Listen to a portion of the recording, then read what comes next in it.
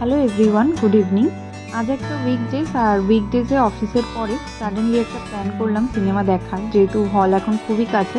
তো দুজনারই কাজবাজ হয়ে গেছিলো, অফিসের বেরোনোর পথে আমরা একটা সিনেমা দেখে তবে বাড়ি ফিরবো।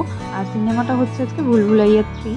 তো মোটামুটি সবার এতদিন বাদে যেহেতু আমরা দেখছি, দেখতেই পাচ্ছ উইকডেজ বলে একদমই ফাঁকা হল। দেখা হয়ে গেছে আশা করি সিনেমাটা।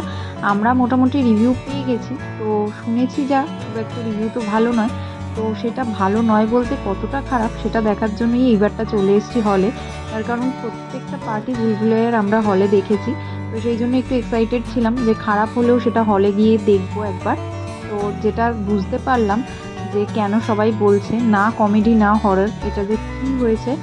তো যারা দেখে ফেলেছো তাদের তো কিছু বলার নেই, যারা দেখোনি এখনো তাদেরকে বলবো বেকার গিয়ে টিকিটের পয়সা নষ্ট করো না।